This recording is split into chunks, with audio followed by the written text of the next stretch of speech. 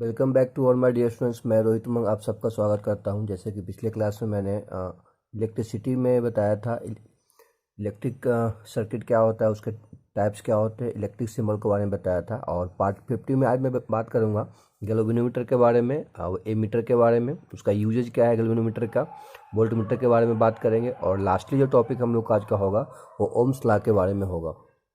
चलिए आज का टॉपिक स्टार्ट करते हैं। सबसे पहले टॉपिक जो हमारे पास क्या है, गैल्वेनोमीटर। आपने इसका नाम पिछले वीडियो में मैंने बताया था गैल्वेनोमीटर क्या होता है। गैल्वेनोमीटर एक ऐसा डिवाइस होता है जो बेसिकली क्या करता है, या इंस्ट्रूमेंट कह सकते हो, जो किसी भी सर्किट में करंट डिटेक्ट करता है कि उसमें प्रेजेंस है कि नहीं। ठीक है। इसके अलावा जो पॉइंटर उसमें एक होता है, स्टार्टिंग में हम देखेंगे क्या कि गैल्वेनोमीटर का जो सिंबल टाइप का होता है इस तरीके से होता है। इसमें एक पॉइंटर होता है। ठीक है। तो पॉइंटर जब करंट वहाँ पे पास नहीं करेगा, दैट मीन्स कि अगर इस पॉइंटर को हम लोग क्या करते हैं, अरेंज करते हैं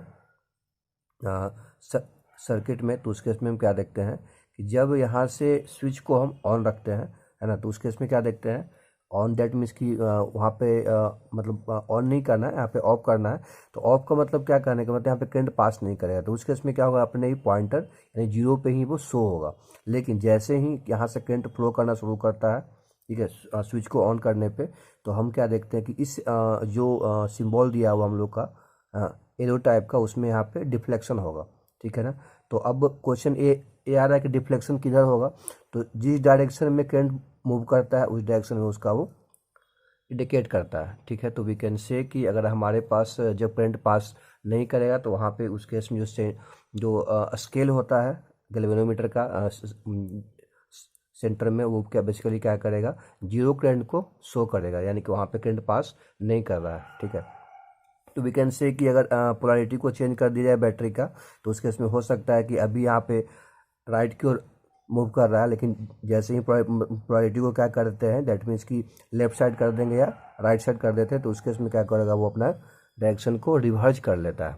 ठीक है। तो वी कैन से कि यहाँ पे आइडिया निकल के आता है कि अगर हमारे पास गैल्वेनोमीटर जो है, अगर इसको क्या क्या कर दिया जाए, इसको हम सेल को पोलैरिटी को रिवर्स कर देते हैं, तो उस केस में क्या निकल के आएगा कि अभी जो हमारे पास क्या था, इधर था पॉजिटिव, इधर था निगेटिव, तो इस केस में क्या डिफ्लेक्शन राइट की ओर हो रहा था। लेकिन जैसे ही हम इसका पोलैरिटी को चेंज किए हैं, तो उस केस में क्या निकल के आता है कि डिफ्लेक्शन भी इसका क्या हो जाएगा, वो चेंज हो जाएगा। दैट मीन्स कि यहाँ से जो करंट निकलेगा वो इस केस में इसका डिफ्लेक्शन इधर हो जाएगा हम लोग का। ठीक है ना। तो इससे पता चलता क्या है कि वो डायरेक्शन के बारे में भी बताता है। ठीक है। और इसके अलावा देखा जाए कि इसमें यूजेज कहाँ हम करेंगे, तो पहले थोड़ा सा इसका डेफिनेशन को मेंशन कर देते हैं यहाँ पे। तो बाय डेफिनेशन अगर देखा जाए तो इंस्ट्रूमेंट एक ऐसा इंस्ट्रूमेंट होता है जो बेसिकली क्या करेगा, that can be detect that can detect the presence of A current. अभी कुछ इसमें और भी टॉपिक है, दैट मीन्स कि गैल्वेनोमीटर के हेल्प से, है ना, एमीटर के हेल्प से वोल्ट मीटर में कन्वर्ट करते हैं। हालांकि ये जो पार्ट हम लोग का है वो अभी के क्लास में सिलेबस में नहीं है, और ये 12th में जाएंगे तो उसके बारे में डिटेल से पढ़ेंगे हायर क्लास में। तो अभी फिलहाल इतना ही जानना है कि गैल्वेनोमीटर क्या होता है, उसका यूजेज क्या होता है। यूज की बात कर लेते हैं क्या हम लोग इसका, गैल्वेनोमीटर कहाँ का इसका इस्तेमाल करते हैं। तो सबसे पहले क्या देखें हम लोग कि to detect the presence of current, to detect the presence of current and another to find the direction of the flow of the current. बिल्कुल सही बात है। एक तो हम क्या देख रहे थे, ये दो जो एग्जाम्पल द्वारा मैंने बताया था कि अगर पोलैरिटी को चेंज करेंगे तो क्या हो रहा है कि उसका निडल जो होता है गैल्वेनोमीटर में, वो भी उसका डायरेक्शन को चेंज हो रहा है। एंड वी कैन से कि इसका जो यूजेज होता है कि किस डायरेक्शन में हम लोग को जो है ये चेंज हो, direction of flow of current, इस डायरेक्शन में तुम्हारा करंट फ्लो करता है। ठीक है। तो आई होप सो इस बात को आपको क्लियर हो गया होगा। अब इसमें इसके अलावा यूजेस की बात करें और, तो हम to make a ammeter and voltmeter, है ना, इसके हेल्प से गैल्वेनोमीटर के हेल्प से हम क्या कर सकते हैं, एमीटर और वोल्ट मीटर कैसे बनाया जाता है, मतलब वो बना सकते हैं। कैसे बनाया जाता है हमारे सिलेबस में फिलहाल अभी नहीं है, तो उतना डिटेल से जाएंगे नहीं उस पर। अगर कभी ऐसा मौका मिलेगा तो हम इस पर वीडियो बनाएंगे, लेकिन अभी जो 12th वगैरह में इसका टॉपिक है कि गैल्वेनोमीटर के हेल्प से एमीटर और वोल्ट मीटर कैसे कन्वर्ट किया जाता है। सेकंड क्या हम लोग का है, अब बात ये निकल के आता है कि सर अगर हम जैसे कि हमारे पास सेल एक यहाँ पे इंडिकेट किए हैं, अगर 2 सेल कर देते हैं तो क्या उस केस में गैल्वेनोमीटर मीटर का डिफ्लेक्शन जो हो रहा था क्या वो ज़्यादा होगा? बिल्कुल, यानी कि मोर डिफ्लेक्शन होने से पता ये चलता है कि उसमें जो मेजोरिटी है, दैट मीन्स की जो अमाउंट ऑफ करेंट है उसमें ज़्यादा फ्लो करेगा। Sorry, more deflection of current, sorry, more deflection of galvanometer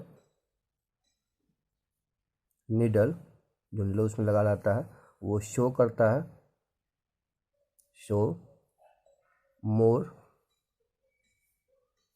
more current of, no, more amount of current, मतलब मोर करेंट क्या करेगा उसमें शो करता है, यानी कि डिफ्लेक्शन ज़्यादा होगा तो उसके उसमें बता सकते हैं कि करंट भी ज़्यादा उसमें जाएगा। ठीक है, this is the something about the galvanometer. Hope so कि आपको समझ में आया होगा। अब बात करते हैं एमीटर के बारे में। ठीक है, हालांकि एमीटर के बारे में आप लोगों ने जाना होगा, मैंने स्टार्टिंग बताया था, एक ऐसा इंस्ट्रूमेंट है, एक ऐसा इंस्ट्रूमेंट है जो बेसिकली कितना अमाउंट में करंट उसमें पास कर रहा है किसी भी इलेक्ट्रिक सर्किट में, उसके बारे में वो बताएगा। ठीक है, तो वी कैन से कि करंट को वो मेजर करेगा। Instrument which measures the strength of current, the strength of current. ठीक है, कितना करंट का स्ट्रेंथ है उसके बारे में वो बताएगा। ठीक है, तो अब है कि ये एमीटर किस में बताएगा, तो करंट का मैंने बताया था कि जो एसआई यूनिट होता है क्या होता है, एम्पियर होता है, तो उसमें हम लोग को वो आसानी से बताएगा। सेकंड चीज़, इसको हम अरेंज कैसे करते हैं, दैट मीन्स कि सर्किट में कैसे अरेंज करेंगे, इसको लगाते कैसे हैं। अरेंज की बात करें, इसको हमेशा क्या लगाएंगे हम लोग, सीरीज में लगाएंगे। सॉरी, क्या करेंगे, हमेशा इसको हम सीरीज में लगाया जाता है, तो टोटल करंट उससे जितना पास करेगा उससे हम लोग को पता चल जाएगा, है ना। तो उस केस में हम देखते क्या है कि जो एक होता है इसमें आइडियल एमीटर, है ना, तो प्रैक्टिकली हालांकि शुड भी मिनिमम होना चाहिए। आइडियल एमीटर की बात करेंगे तो उसका 0 निकल के आता है। ठीक है, रेसिस्टेंस की बात करें हम लोग कि आइडियल एमीटर का क्या होता है, 0 होता है। ठीक है, तो अगर देखा जाए कि इसका वो क्या क्या यूजेज हम लोग का है, तो बताएगा हम लोग का कि वैल्यू कितना तुम्हारा करंट का है, वैल्यू ऑफ करंट। सेकंड चीज क्या बताएगा कि मतलब बताया हम लोग ना यहाँ पे कनेक्टेड कैसे करें, कनेक्टेड इन द सीरीज। इसके अलावा रेसिस्टेंस जो होगा एमीटर शुड भी है लो होना चाहिए। बात तो सही है यार, अगर मान ली हम सीरीज में अब एमीटर को अरेंज कर रहे हैं, तो उस केस में क्या होता है कि अगर जैसे ही आप अरेंज मान ली कि यहाँ पे हम एमीटर को लगाए हैं, तो अगर आप रेसिस्टेंस का बढ़ा दोगे तो उस केस में क्या करेगा, करंट तो ज़्यादातर यहाँ पे इस्तेमाल हो जाएगा। इसलिए क्या करता है ना कि ज़्यादातर जो है एनर्जी लॉस ना हो, इसी कारण से यहाँ पे एमीटर का जो रेसिस्टेंस होना चाहिए वो शुड भी लो होना चाहिए। तो resistance of ammeter should be low. ठीक है, और आइडियल का कितना होगा हम लोग का, आइडियल का मैंने अभी बताया कि आइडियल एमीटर जो होना चाहिए डिवाइस, उसका जो रेसिस्टेंस होना चाहिए वो 0 होना चाहिए। ठीक है, तो इस तरीके से मीटर के बारे में भी आइडिया आप लोग को मिल गया होगा। नेक्स्ट टॉपिक जो हमारे पास है वोल्ट मीटर के है, उसके बारे में बात करते हैं। वोल्ट मीटर के बारे में बात किया है, तो वोल्ट मीटर के बारे में मैंने पहले ही बता चुका हूँ कि वोल्ट मीटर क्या होता है। वोल्ट मीटर एक ऐसा डिवाइस होता है, एक ऐसा इंस्ट्रूमेंट होता है जो बेसिकली हमें बताता है कि कितना वोल्टेज उस सर्किट में फ्लो कर रहा है। ठीक है ना, मतलब पोटेंशियल डिफरेंस जो हमारा होता है उसके बारे में वो बताएगा, 2 पॉइंट ऑफ इलेक्ट्रिक सर्किट के बीच में। ठीक है, इंस्ट्रूमेंट है जो भी क्या करेगा, measure the potential difference in volt. ठीक है, किसके बीच में, तो बिटवीन दो point of two points of electric circuit के बीच में वो मेजर करेगा। ठीक है ना, तो अब क्वेश्चन निकल के आता है कि हम देखते क्या है कि डिफरेंस की बात किया जाए एमीटर और वोल्ट मीटर का।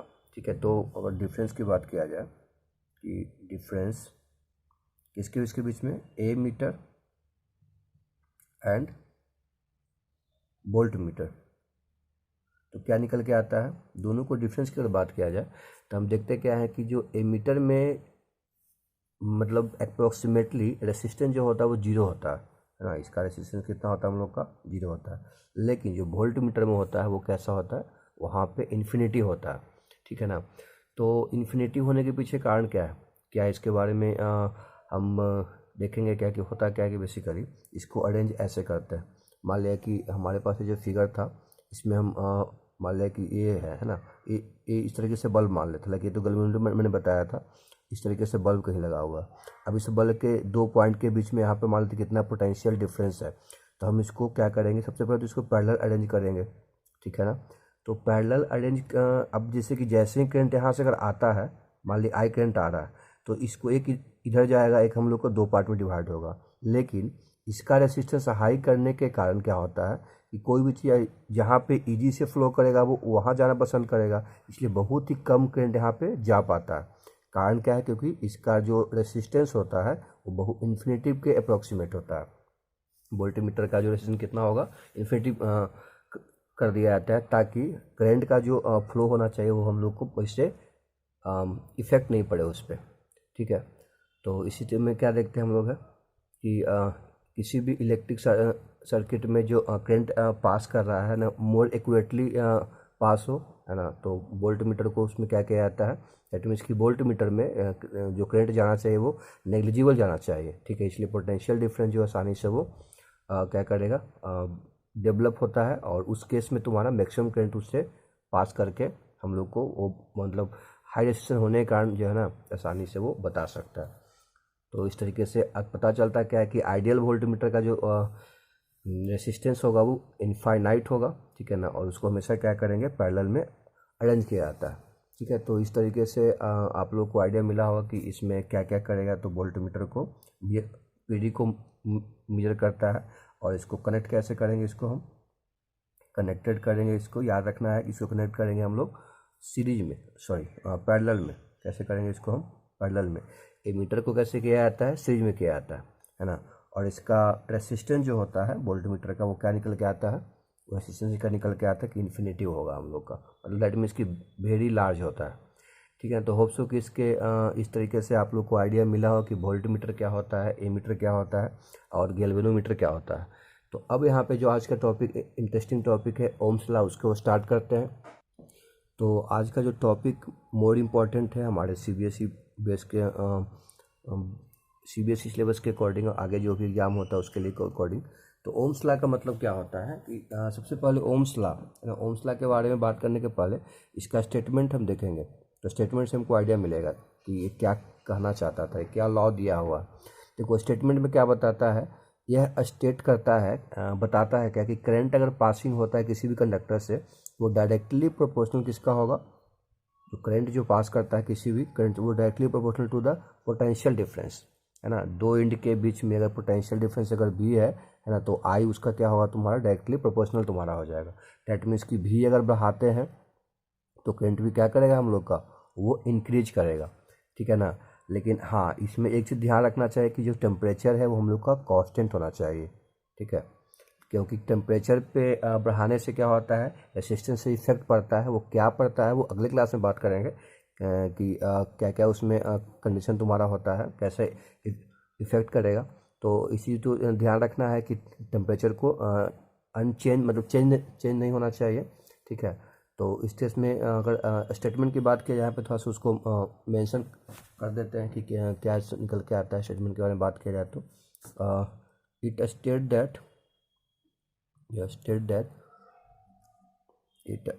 दैट द करंट, जो करंट इसमें पास करता है, the current passing through a conductor, किसी भी कंडक्टर से करंट अगर पास कर रहा है तो वो क्या होगा, इज डायरेक्टली प्रोपोर्शनल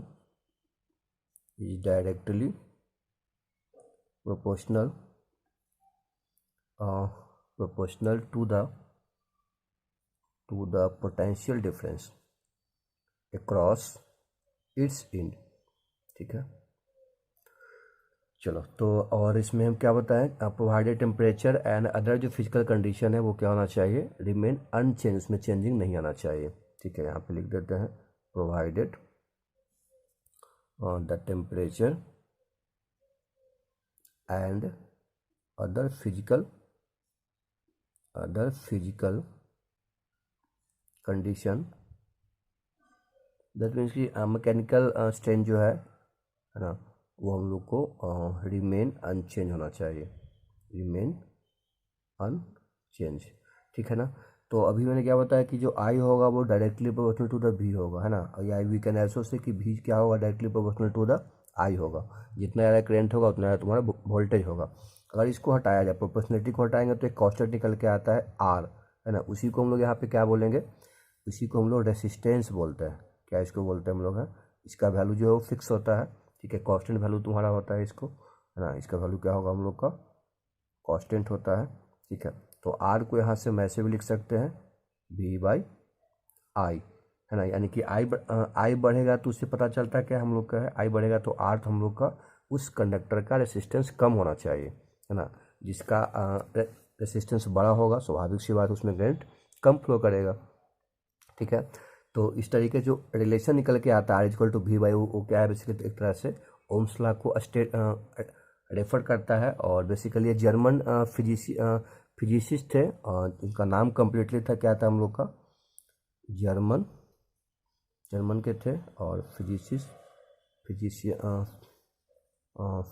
फिजिसिस्ट, और उनका नाम था क्या, जॉर्ज साइमन ओम नाम था उनका,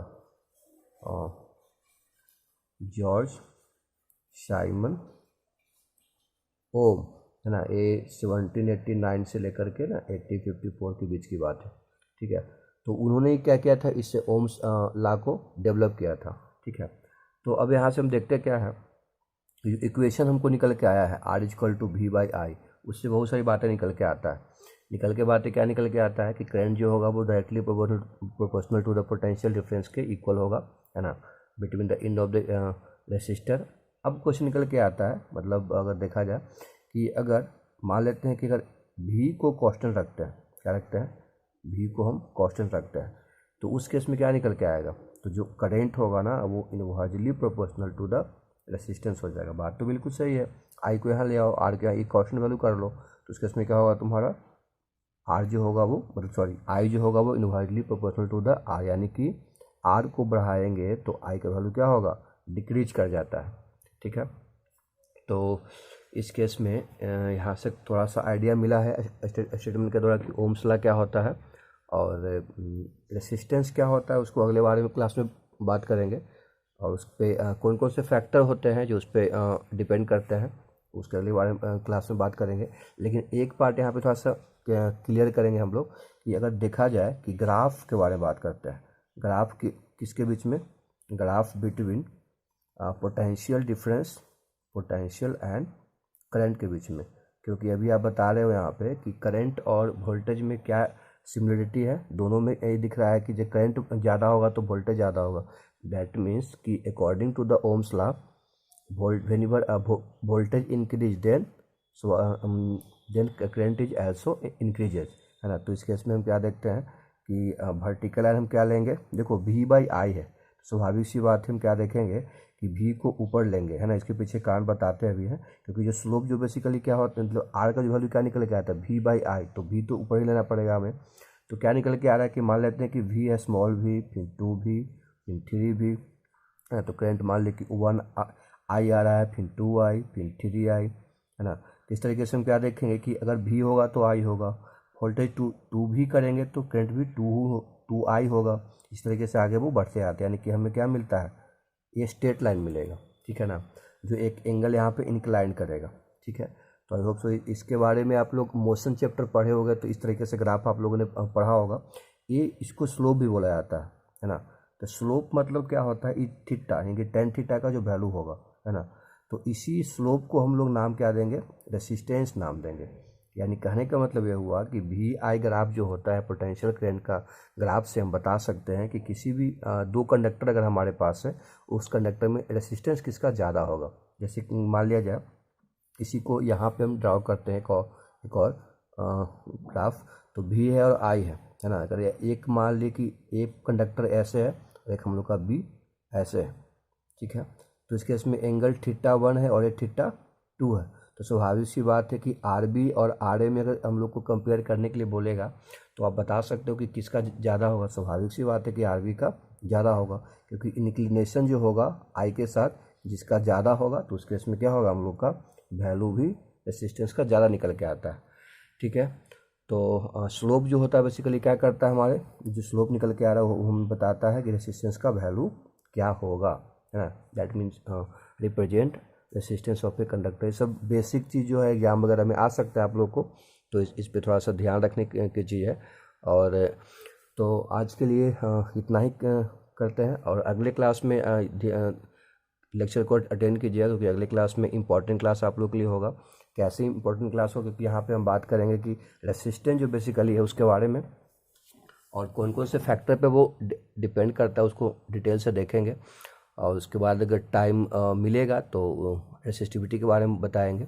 और उसके पहले बेसिकली जब चैप्टर अगला जो स्टार्ट होगा टॉपिक हम लोग का लेक्चर में, उसमें एक्सपेरिमेंट वेरिफिकेशन देखेंगे कि ओम्स लॉ के कैसे एक्सपेरिमेंटली वेरीफाई कर सकते हैं, ठीक है ना। और एक बात और है याद रखना है कि ओम्स लॉ बेसिकली क्या है, जो दिया हुआ था, ये हम लोग का ऐसा नहीं है कि कोई ये हम लोग का जो लॉ दिया हुआ है वो एक्सपेरिमेंट के बेस पे है ना। कभी कभी ये एग्जाम में आता है कि किसके बेस पे था, तो वो क्या बताएंगे, एक्सपेरिमेंट के बेस पे होता है ये, ठीक है। तो अगले क्लास में सब ठीक बात करेंगे। और इसके अलावा हम लोग कुछ बेसिक जो चीज़ मतलब है, जैसे यूनिट क्या होता है रेसिस्टेंस का, है ना, कंडक्टर, रेसिस्टर, इंसुलेटर, इसके बारे में आप लोग पहले से ही पता होगा, ठीक है। तो आज के लिए इतना ही। होप सो कि आप लोग को पिछले वीडियो के अलावा इस वीडियो को भी आप समझ में आया होगा और कॉन्सेप्ट आपको क्लियर हुआ होगा। और आशा करते हैं कि आप अगर इस चैनल पे नए हैं तो आप इस चैनल को सब्सक्राइब कर दिए होंगे, और इस वीडियो को लाइक करना न भूलिएगा, और उस लोगों के पास इस वीडियो को शेयर कीजिए जहाँ जो इसके नीडी पीपल है। तो आज के लिए इतना ही। Thank you for the watching. You guys are amazing, keep learning, keep growing, you are the future. Thank you.